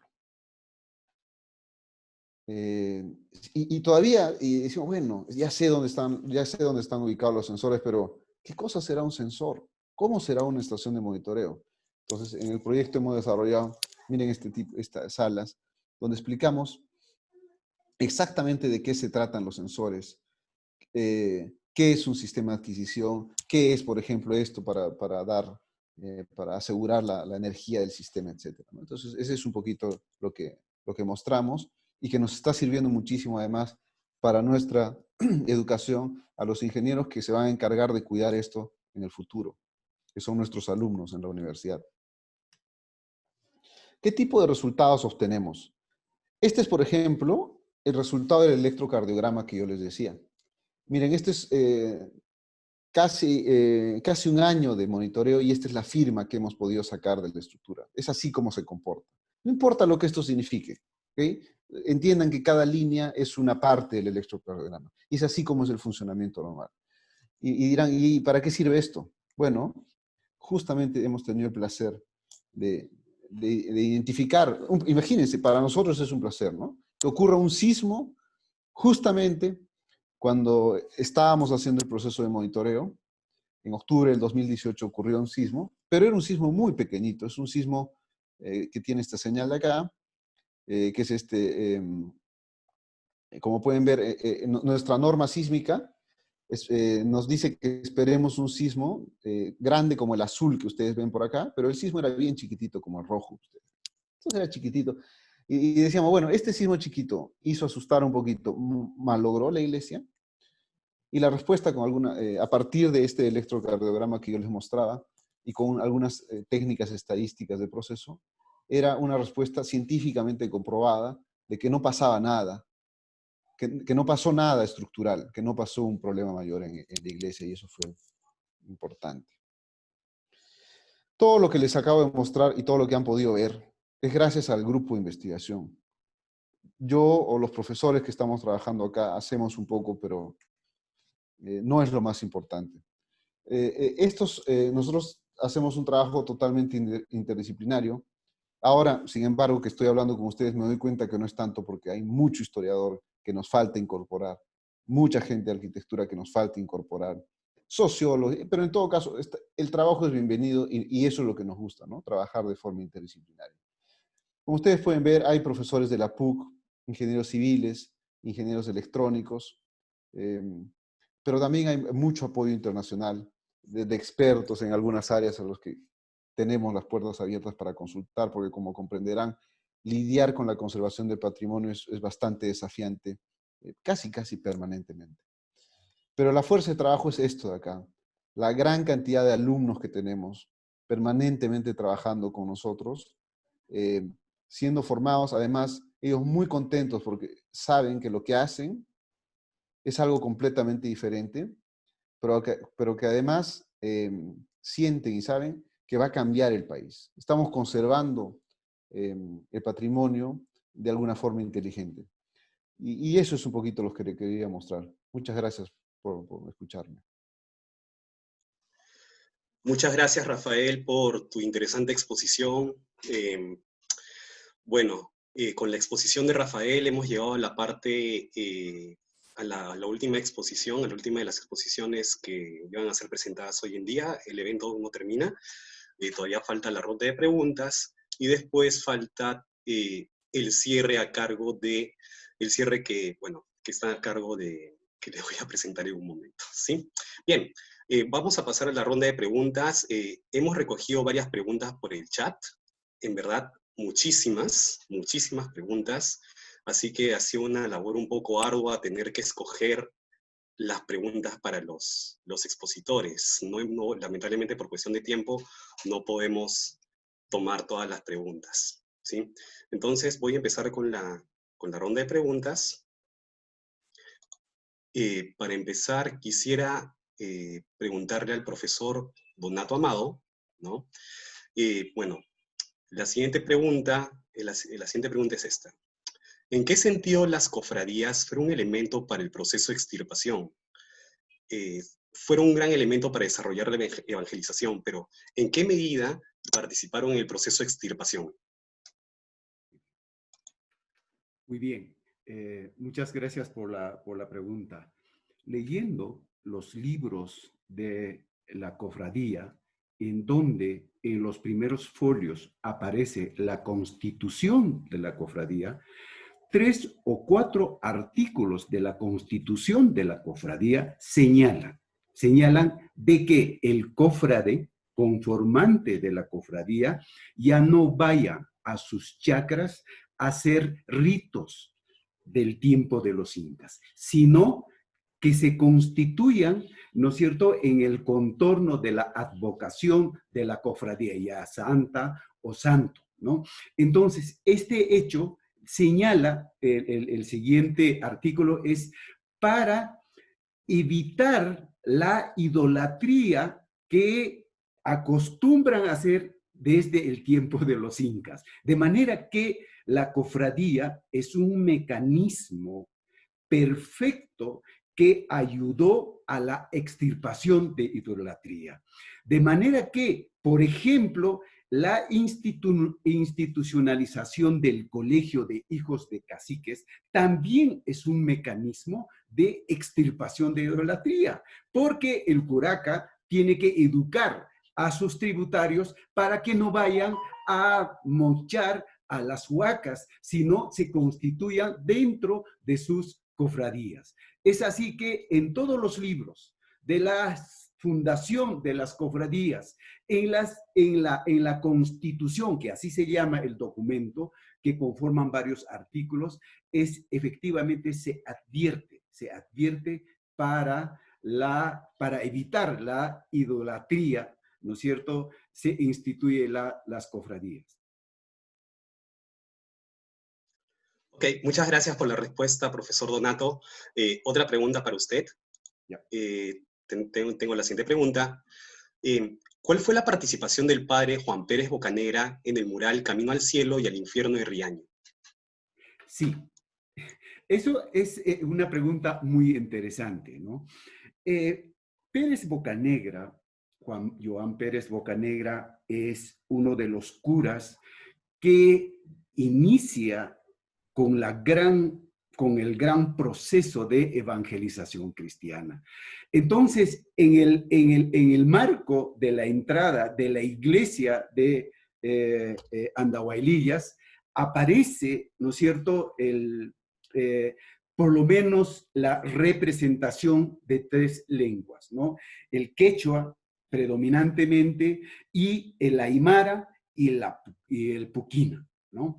Entonces, si esto es un mensaje mural establecido por Pérez Bocanegra, entonces, ¿a qué tipo de población está dirigido estos 3 lenguas?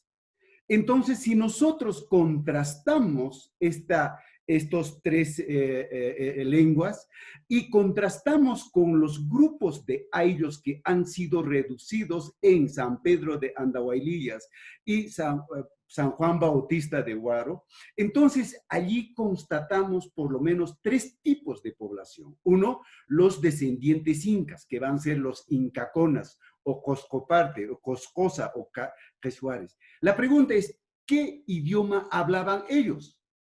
aymara, puquina, quechua. Entonces, de acuerdo a la lectura del testamento, a la contextualización de los testigos de los descendientes incas, ahí es que el descendiente inca, los ayllus de descendientes incas, están hablando el quechua. ¿Ya? Entonces, el segundo grupo de población que está hablando aymara son los ayllus locales, que evidentemente los pueblos de Quispicanches, tanto Oropesa, Andahuaylillas, Urcos, Quiquijana, hasta todo el Collasuyo, hablan el aymara. Y por consiguiente refleja el mural de Andahuaylillas que está destinado para el habla de aymara. Además, en los documentos del siglo XVI, XVII, predominan las toponimias no solo en quechua, sino en aymara. Pero sí no podría identificar con mucha claridad las toponimias en puquina. Sin embargo, el tercer grupo de la población que constituye Huaro y Andahuaylillas es que ahí está la presencia de mitmas, el ayllu cañari, procedente de Quito, Ecuador, el ayllu plateros de Huaro, que son el ayllu chinchaysuyo, que generalmente el ayllu chinchaysuyo representan a los plateros de Huayna Cápac. Quiere decir que Huayna Cápac mandó trasladar a estos pueblos para ser reducidos, no solo en Huaro o en Andahuaylillas, tenemos casos como en el propio Cusco, en el valle de Jaquijahuana, en el valle de Yucay, la presencia de chinchaysuyo. ¿Y qué idioma hablaban los chinchaysuyo y los cañares? Entonces, nosotros creemos, hipotéticamente, ¿no es cierto?, podrían haber hablado o estén hablando algún grupo de esa población puquina. Entonces, de tal forma, el cuadro de entrada que nos muestra Pérez Bocanegra es pues precisamente destinado para esos tres tipos de población de Andahuaylillas y Huaro. Lo mismo va a reflejar también en Chejacupe. Vaya el caso, Chejacupe es un término aymara que significa derecho-izquierda. En la iglesia de Chejacupe igualmente entonces aparece ese cuadro, oraciones en quechua, aymara y puquina. Muchas gracias, profesor Donato. Una pregunta más, tenemos una pregunta más para usted. ¿Puede desarrollar el hecho de que en la puerta pentalingüe de San Pedro de Andahuaylillas se ven inscripciones en puquina? Sí. En la parte donde he mostrado el cuadro, es decir, en la parte superior está ubicado la escritura en quechua. Mirando de frente, a la mano izquierda está el aymara y a la mano derecha está el puquina. Ok, muchísimas gracias, profesor Donato, por sus respuestas. Ahora la siguiente pregunta la voy a formular a Patricia y a Carlos. Bueno, la pregunta es la siguiente. ¿El contenido está disponible gratuitamente? ¿Cuenta con audio descriptivo? ¿Cuál es la resolución usada para la digitalización de imágenes? Sí. Gracias por la pregunta.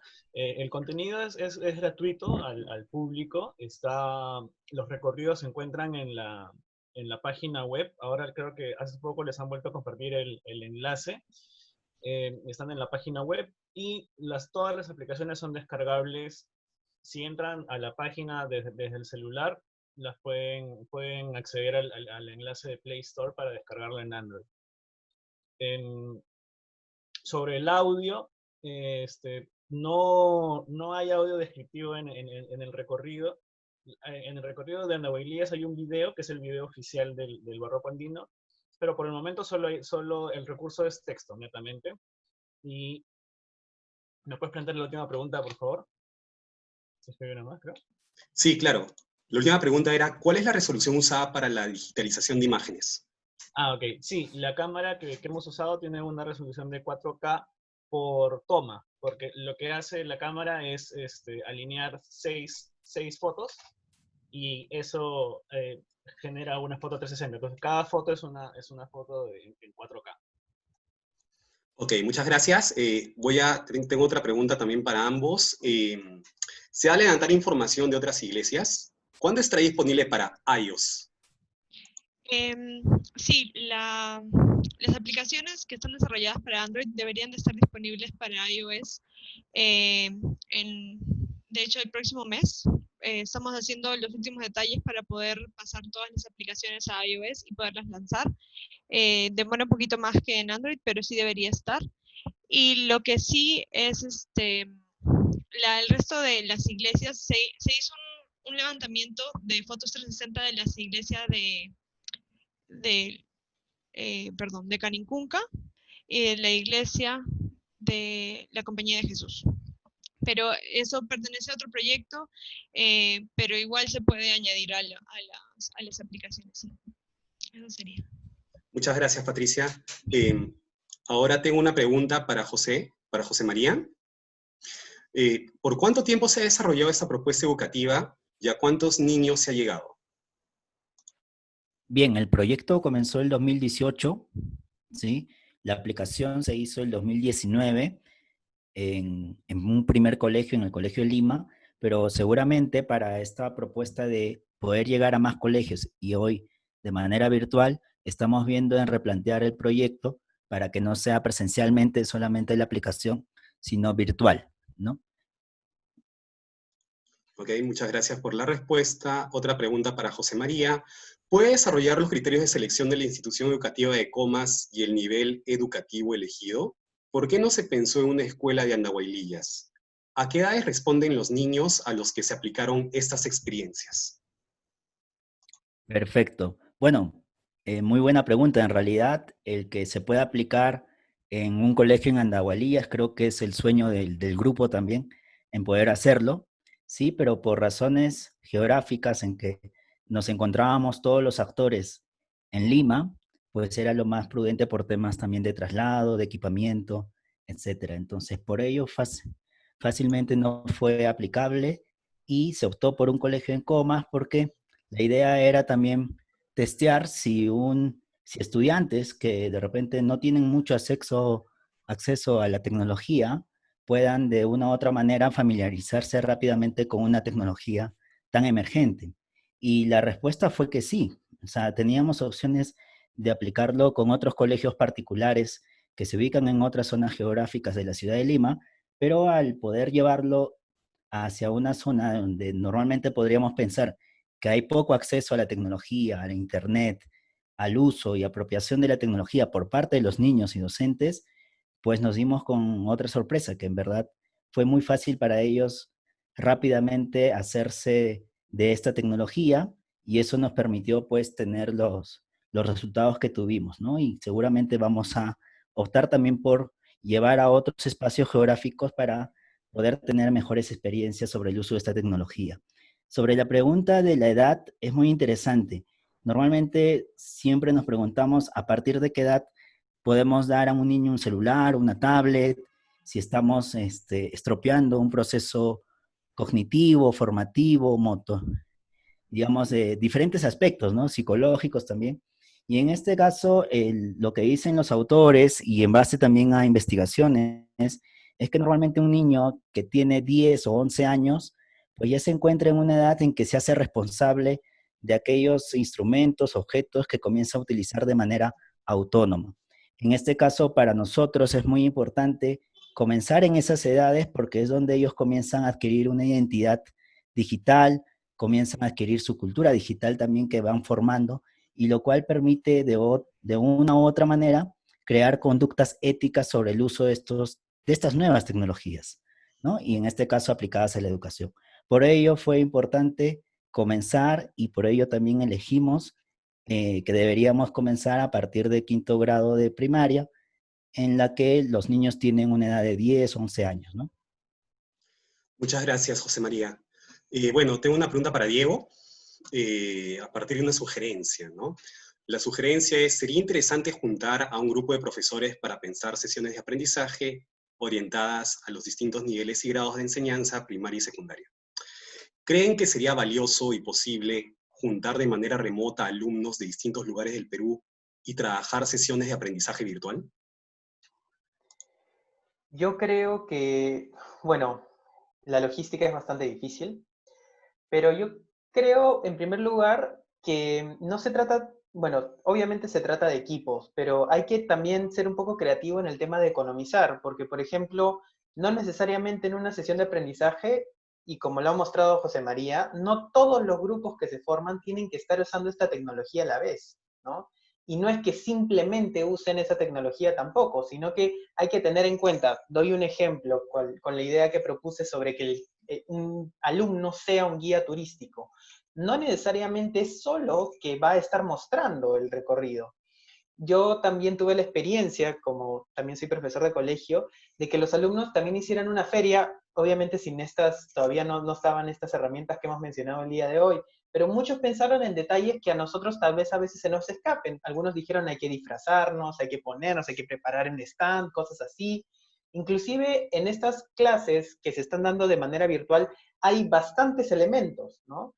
Entonces, uno de estos, obviamente, sería la guía de, digamos, de estos chicos por Andahuaylillas, pero no es el único factor y no hay que perder de vista eso, ¿no? Porque también hay que tener claro el orden del discurso que va a decir el guía, dónde va a hacer énfasis en las cosas. Entonces, tomando un poco la idea que compartió José María de trabajar en estaciones, ¿no? Las estaciones no todas necesariamente tienen que tener la tecnología ahí. Una estación puede ser un trabajo con tecnología, ¿no? De la cual hemos estado hablando. Es difícil, sí.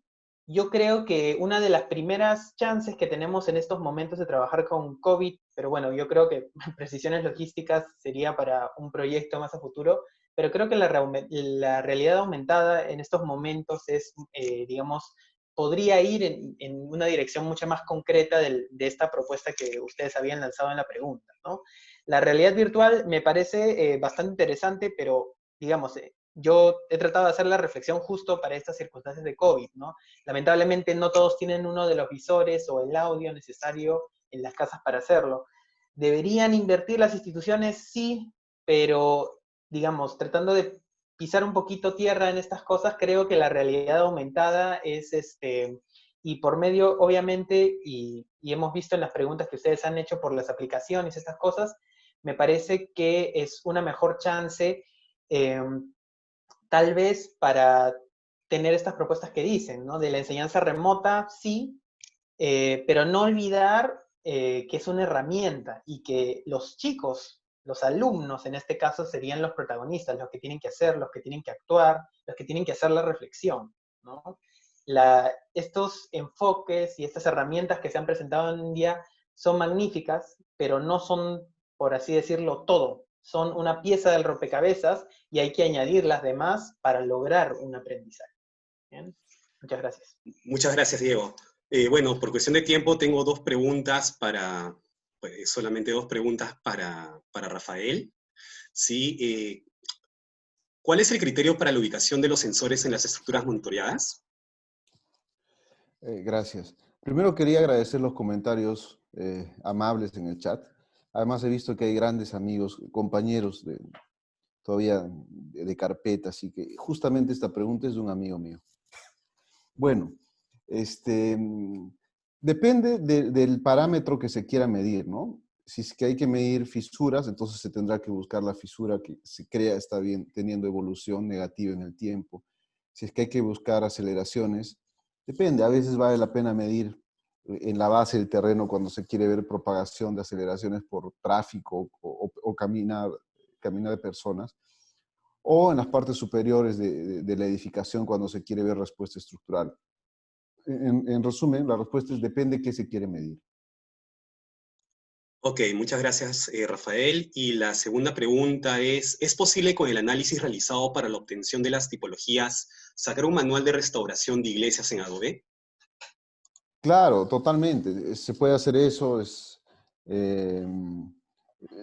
puede incluso evaluar vulnerabilidad ya en forma masiva, ¿no? Ver dónde hay iglesias problemáticas, incluso tener planes ya sectoriales de priorización, digamos, de intervención. Totalmente, totalmente. Ok, muchas gracias, Rafael, muchas gracias a los expositores. Y ahora, para ir cerrando ya nuestro evento, voy a cederle la palabra al arqueólogo Rafael Vega Centeno, a la historiadora Teresa Vergara y al ingeniero Benjamín Castañeda. Quiero hacer una descripción breve de cada uno de ellos. Bueno, Rafael Vega Centeno es arqueólogo, licenciado por la Universidad Católica, doctor por la Universidad de Arizona.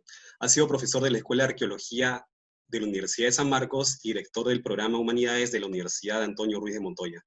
Actualmente es profesor en la Universidad Católica y conduce investigaciones en el Complejo Arqueológico de Maranga. La profesora Teresa Vergara es historiadora, licenciada por la Pontificia Universidad Católica del Perú y es doctora por la Universidad de Connecticut. Es especialista en temas de etnohistoria, historia social, ha sido profesor en la Escuela de Historia de la Universidad de San Marcos. Actualmente es profesor del Departamento de Humanidades de la Universidad Católica y coordinadora académica del programa del Plan Adulto de Estudios Generales y Letras de la misma universidad. Finalmente, el profesor Benjamín Castañeda es profesor de Ingeniería Electrónica de la Universidad Católica, obtuvo el grado de doctor en Ingeniería Electrónica de la Universidad de Rochester, de Estados Unidos. Tiene más de 15 años de experiencia en temas de procesamiento de imágenes y sus aplicaciones en tratamiento y diagnóstico médico y en arqueología. Ganó el Concurso Nacional de Invenciones 2013 en categoría de patente por su trabajo dedicado a mejorar el diagnóstico de la tuberculosis. También ganó el premio Alcina Cid Concitec al innovador académico el mismo año. Entonces, le cedo la palabra a los tres investigadores. ¿Qué tal? Buenas noches. Como arqueólogo, el balance que yo puedo hacer de lo que hemos escuchado va a partir de lo que es más o menos mi expertise, que es la materialidad.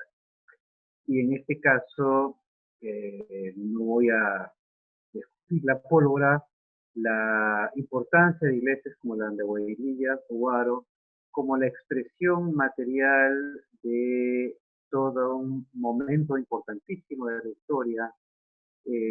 Donato, de una manera brillante, nos ha explicado cómo, frente a las, en contraste a las típicas perspectivas que ven solamente el lado de la parte española, evangélica, nos ha mostrado el papel activo de la población andina a través de las cofradías, en un espacio que probablemente era tenso, era de replanteamiento de muchas cosas, de cómo es volver a pensar la existencia en el mundo andino, en el contexto de la evangelización, explotación de idolatrías, finalmente que se convirtió en un espacio de negociación, y esto que nosotros llamamos el barroco andino, como una expresión artística, termina siendo la materialización de esa negociación, y es quizás uno de los valores fundamentales que tiene y que convierte a Andahuaylillas Huaro en un monumento. Voy a tratar de brevemente compartir con ustedes unas imágenes para ilustrar algo de esto que me parece de importancia para lo que quiero presentar. Se ha hablado mucho de este mural del Camino al Cielo y el Infierno de Andahuaylillas, es una obra preciosa que está, digamos, a la espalda de la puerta de la entrada. Hace un tiempo la historiadora Amanda Cohen notó que existía una plantilla en Europa, una tableta que claramente había sido utilizada para plasmar este mural. O sea, el artista Reaño con sus andinos. Aquí ven ustedes, por ejemplo, cómo prácticamente todos los elementos icónicos de la tableta europea han sido utilizados. Este es el camino al infierno y en el camino al cielo también, ¿no? Los personajes están en las mismas posturas, están los mismos elementos. ¿Y cuál es la singularidad? Es que en Andahuaylillas lo han volteado, quieren ustedes, ¿no? En el elemento clásico se respeta un elemento muy ortodoxo. Aquí está la figura de Cristo, como está acá, y como saben ustedes por el pasaje de Mateo, ¿no? A su derecha están los que van al paraíso, a su izquierda los que van hacia el infierno. Este orden que canónicamente es bien claro, y estaba seguido por el artista europeo. En el caso de las huelillas es invertido. ¿Por qué? La pregunta sería, si se están copiando de manera tan precisa elementos icónicos de la imagen, hasta las posturas, las formas y las proporciones, ¿por qué se invierte de manera drástica la imagen? Y esto no es idea mía, Nanda Cohen señala, probablemente hay mucho de esa relectura desde la parte andina de lo que tiene que ver con los conceptos de Anna Newell, de cómo se debe entender el espacio, dónde están, lo que puede ser cualificado de paraíso, infierno. Por lo tanto, aquí vemos en esta expresión material ese mundo donde hay una evangelización muy energética, muy agresiva también, y por otro lado, una población andina que procesa, pero que también está, digamos, resistiendo, por decirlo de alguna manera. Bien, eso es lo que yo quería presentar como ilustrando esta idea de la creatividad producto de la negociación en un momento en el cual, digamos, se estaba replanteando todo lo que era convivir en el espacio. Muchas gracias. Muchas gracias, Rafael. Muchas gracias por tus palabras, por tu pequeña exposición. Le cedo el turno ahora a la profesora Teresa Vergara. ¿Sí?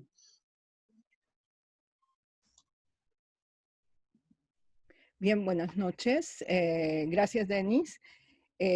Bien, bueno, en realidad lo primero que yo quisiera hacer es en realidad agradecer al grupo, ¿no?, de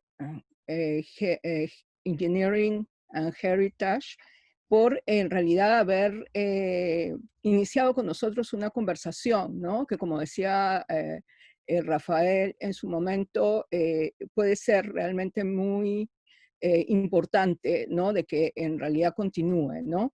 En mi caso, voy a referirme principalmente, ¿no?, a la posibilidad de que este recorrido virtual por las iglesias de Huaro y Andahuaylillas puedan en realidad servir también, ¿no?, como una herramienta para la investigación histórica, ¿no? O sea, nosotros hemos visto en las presentaciones que se han hecho cómo, y se ha resaltado, ¿no es cierto?, la importancia, ¿no?, de acuerdo a lo que señalaba, ¿no es cierto?, Donato, la importancia realmente de estas iglesias, ¿no?, durante el periodo colonial, la activa, en realidad la apropiación de alguna manera, ¿no es cierto?, de este proceso de evangelización por la misma población indígena, y esto ha quedado plasmado, ¿no es cierto?, en los murales, en los lienzos que tiene la iglesia, en la manera, ¿no es cierto?, cómo se van diseñando, ¿no?, las imágenes y los símbolos que se van a ir colocando, ¿no es cierto?, en estos murales, tal como mostraba hace un momento, ¿no es cierto?, Rafa, ¿no? Entonces, en realidad, desde la perspectiva de la educación, ¿no es cierto?, como mostraban también José María y Diego, se convierte en realidad en una forma de mostrarles un mundo distinto, ¿no es cierto?, a, por ejemplo, los estudiantes de Lima, ¿no? Una de las preguntas señalaba, bueno, ¿por qué no se hizo en el sitio local, ¿no? En realidad sí es importante porque es parte, digamos, de los objetivos del proyecto que tienen, ¿no es cierto?, es justamente la revalorización del patrimonio, pero también en realidad es la posibilidad de que estudiantes de otros lugares y otros espacios del país puedan igualmente empezar, ¿no es cierto?, a hacer suyo y a valorar un patrimonio que está distante y que no necesariamente, ¿no es cierto?, se puede visitar de manera tan frecuente, ¿no? O sea, Diego señalaba que era en este contexto de pandemia, pero yo creo que en cualquier momento es una manera de trasladarse, ¿no es cierto?, a un espacio que en realidad te remite, ¿no?, a un momento muy importante de nuestra historia y además un patrimonio, ¿no es cierto?, que sigue vivo, ¿no? Lo interesante de este recorrido virtual, y ustedes han recibido los links para poder hacer, ¿no es cierto?, el recorrido, muestra justamente, ¿no?, cómo es que uno se puede detener, ¿no es cierto?, detener y volver sobre un detalle, ¿no es cierto?, de la iglesia. Desde, en realidad, el ingresar a la iglesia y el poder ir haciendo el paseo y luego entrar a las capillas, ¿no?, detenerse un momento para mirar, ¿no es cierto?, cómo es que estas estaban diseñadas, o detenerse en un mural y ver los elementos de un mural. Yo creo, ¿no es cierto?, que en realidad se plantean una serie, ¿no es cierto?, de preguntas. Y desde la investigación histórica, yo creo que este recorrido permite, por ejemplo, a un investigador poder iniciar una serie de hipótesis de trabajo, ¿no? O sea, como se señalaba hace un momento, ¿no?, en la presentación que hacía Rafo, en realidad, ¿por qué no están planteadas de una manera distinta? Es decir, las imágenes que los pintores indígenas tenían que utilizar, ¿no es cierto?, y que en realidad se asume que tenía que copiar, en realidad eran intervenidas, apropiadas y luego representadas desde otra perspectiva, ¿no es cierto?, en estos murales, ¿no? Entonces, en realidad, este barroco andino se convierte de alguna manera en un barroco mestizo, ¿no?, en donde realmente está la presencia de esta población que se va apropiando, ¿no es cierto?, de este elemento. Para dar un ejemplo que a mí me parece importante, ¿no es cierto?, en el recorrido en la iglesia de Huaro, ¿no?, en particular hay un cuadro de Santa Rosa de Lima, ¿no? Si ustedes pueden ver, ¿no es cierto?, en el link que ustedes tienen, encontrarán que hay una referencia, porque esto es algo bien importante también de este recorrido virtual, tiene una serie de leyendas, ¿no?, que permiten en realidad conocer y tener información adicional junto con el recorrido, ¿no? Entonces, en el caso de Santa Rosa de Lima, en realidad se llama la atención de que es un cuadro, ¿no es cierto?, de una educación que es rara en el caso de la Sierra Sur, pero además, en realidad, ¿no?, es una representación de Santa Rosa que es, podríamos decir, una representación peruana, ¿no?, porque tiene el ancla, ¿no?, el ancla que, como dice en el recuadro, ¿no es cierto?, está en realidad hablando de la santa como defensora, o sea, como que logró, ¿no es cierto?, defender a Lima del ataque de los piratas. Pero en realidad el ancla puede ser leída de otra manera, ¿no? Y esto en realidad, conversando justamente a raíz, ¿no?, de que me llamó la atención la presencia de Santa Rosa, ¿no?, en la iglesia de Huaro con la especialista, ¿no es cierto?, en Santa Rosa de Lima, con Iber Arias, ella me comentaba, ¿no?, que en realidad el ancla puede ser leída igualmente como la esperanza, ¿no? Entonces, en ese sentido, podremos entender mejor, ¿no?, por qué está en realidad el cuadro de Santa Rosa ahí, ¿no? O sea, las cofradías de Santa Rosa, la importancia que Santa Rosa tiene como una salta criolla, han sido en realidad estudiadas, ¿no?, tanto para México, para el Perú y en otros lugares, pero en realidad la vinculación, ¿no es cierto?, de Santa Rosa con la población indígena es un tema mucho menos estudiado, ¿no? Entonces, en ese sentido, ¿no?, me parece realmente muy importante, ¿no?, en realidad como un punto de partida para la propia investigación histórica, este recorrido virtual, ¿no?, que se convierte en una herramienta para justamente plantear preguntas, ¿no es cierto?,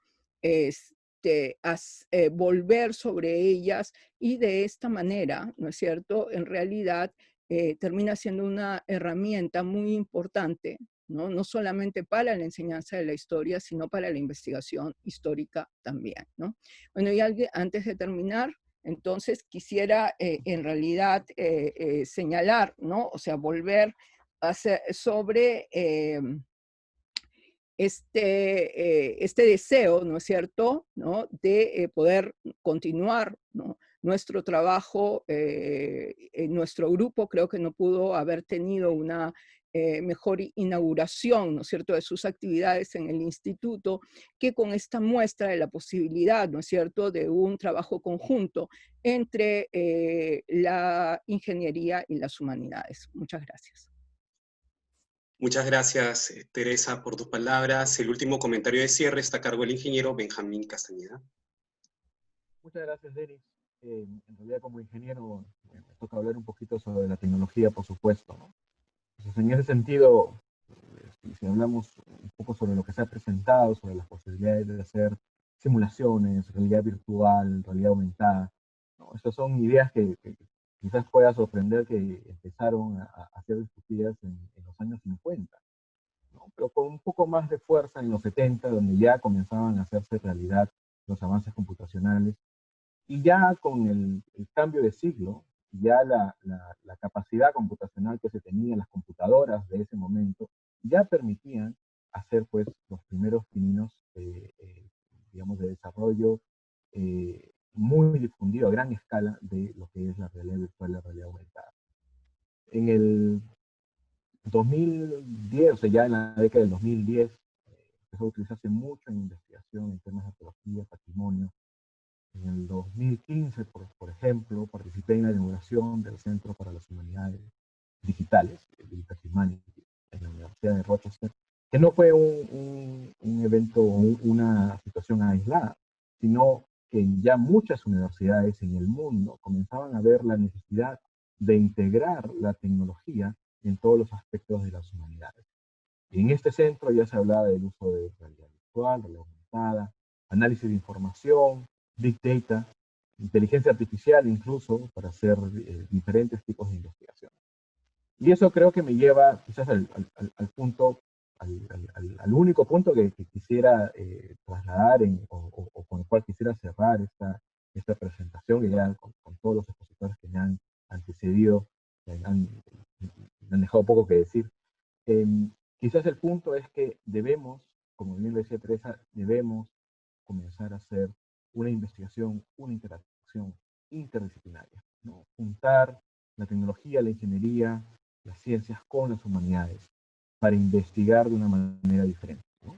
En todo lo que habíamos hablado, o lo que había escuchado, por ejemplo, de Digital Humanities, se hablaba de investigar y experimentar una hipótesis, más o menos como lo decía Teresa, ¿no? Imagínense juntar a todos los expertos que sepan, que más sepan sobre el tema de andahuaylas, no en una reunión virtual como la que tenemos ahorita a través de Zoom, sino todos inmersos a través de la realidad virtual, en la iglesia de Andahuaylas, y poder comenzar a ver los diferentes aspectos y discutir todos juntos toda la información que se tenga sobre la iglesia, sobre cualquier sitio patrimonial en particular.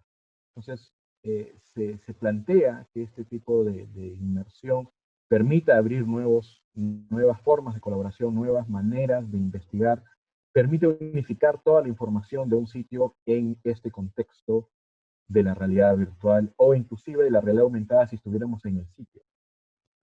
Eso abre las puertas, como lo hemos visto bastante bien en esta presentación, en diferentes maneras para educar, ¿no? Y adicionalmente para permitir que muchas personas que de otra manera no pueden ir presencialmente a este sitio, o no pueden tener acceso a algunos lugares que son restringidos en el sitio, con esta tecnología ahora sí se pueden tener, ¿no? Sí lo pueden hacer. Por ahí veía algunas de las preguntas sobre, bueno, pero se necesita mucha tecnología, se necesita acceso a esta tecnología, a hardware, a los celulares, a las computadoras. Bueno, sí, por supuesto, pero ya habían comentado antes que se pueden tener diferentes estrategias para minimizar esto, no un uso intensivo. Pero adicionalmente, cabe resaltar que la tecnología avanza muchísimo y que el acceso a la tecnología pues cambia día a día, y pues con los celulares que tenemos ahora es mucho más poder computacional que se utilizó para ir a la luna. Entonces, eso, si bien puede ser un problema ahorita, rápidamente yo creo que eso se va a solucionar en los años que vienen. Entonces, finalmente, creo que me gustaría cerrar diciendo que debemos colaborar, ¿no? Debemos juntar a los ingenieros, a los investigadores en humanidades, en educación, ¿no? En que podamos trabajar y colaborar de esta manera, y que, como ustedes han podido ver, es sumamente interesante y placentero, y que nos enriquece muchísimo, ¿no? Finalmente, el poder trabajar en estos temas de humanidades es lo que nos define como seres humanos y como cultura. Con eso cierro. Muchas gracias, Daniel. Muchas gracias, Benjamín. Bueno, con estos 3 comentarios de cierre estamos cerrando nuestro evento que, bueno, oficialmente el cierre del evento va a estar a cargo de la profesora Diana Scaletti. A continuación vienen las palabras de despedida del Instituto Ribagüero. Solamente muy brevemente, a nombre del Instituto Ribagüero, agradecemos a nuestro grupo Espacio, Cultura e Historia en los Andes y a todo el equipo de Engineering and Heritage por sus interesantísimas ponencias. Y agradecemos también la participación de todas y todos ustedes en esta conferencia y los y las invitamos a seguir atentos a nuestras próximas actividades a través de nuestra página institucional y nuestras redes sociales. Que tengan todos y todas muy buenas noches.